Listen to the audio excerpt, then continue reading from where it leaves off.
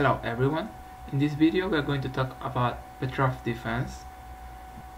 If you want to avoid Ruy Lopez, Italian game, Scotch game, or any other kind of complicated and very theoretical position, maybe it's a good option for you to play Petrov Defense.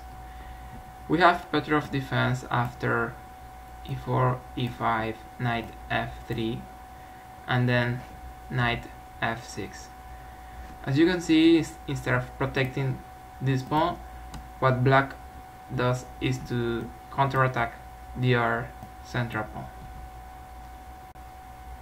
In this position, white has three interesting lines. For example, after knight c3, you can play knight c6 and it will be 4 knights, or maybe you can just play bishop b4. This position belongs to Petrov Defense. It's very interesting. White can take the pawn, but then you castle and you're going to play rook e8 and you're going to take the pawn back, because remember, white king is in the center. So bishop b4 is a good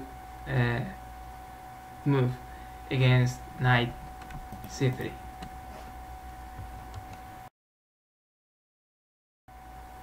The other move white can play is d4. After this, you should take on e4, bishop d3, d5 protecting the knight, knight takes pawn, bishop d6 developing and preparing to castle, white castles, knight d7, knight has to take, bishop takes. This is more or less an equal position. We are going to stop this line here. The main moves for white will be c4 or knight c3 or maybe queen h5 are the main lines in this position. In the next move, black is going to castle to play c6 to protect the central pawn, and maybe f5 protecting the knight on the center. So those are the ideas for this position. I'm just going to say that a move like rook e1 here is going to be a mistake, because then we have two options. You can just sacrifice here on h2 and you will have a draw if you want, with perpetual check here between h4 and f2. But also you can just castle here,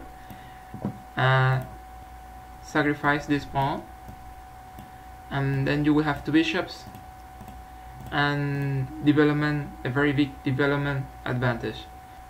So black has compensation in this position. The main line here could be knight takes pawn. Now black plays d6 is the right move. Knight e4 is a mistake, because then white plays queen e2 and is winning for white. So this is the right move, d6, knight f3, and then knight takes e4. And now black will have to face three new options. Maybe the most popular move between beginners is queen e2, and then d5 is a mistake. White can play d3 and there is a pin over here and you will lose the knight. But if you play queen e7, then it's an unequal position. d3, knight goes back and it's more or less equal game.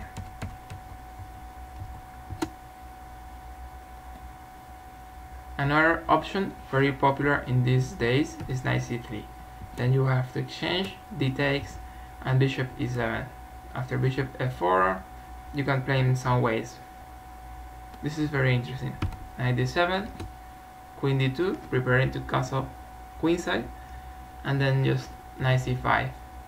The knight, I know you move the knight twice in the opening, usually that's not good, but right now the knight has good squares ready to attack over here, and you can develop the bishop over here. It's a good position, very interesting. And finally, the main line here is going to be d4, d5, and then bishop d3. And now you can play bishop d6 or bishop e7. You can choose your favorite. This has been played very often in these days between the masters. We're going to see here bishop d6, white castles, black castles, and after c4, putting some pressure in the center, you have to play c6, and this is more or less an equal, maybe with white a slightly better game. The plan for black here is to try to hold the knight on the center as long as possible, but if you have to exchange it in some point, you can do it. The plan for white is going to put pressure on these squares. Sometimes black can play f5 to try to protect the central knight here. Also rook e8.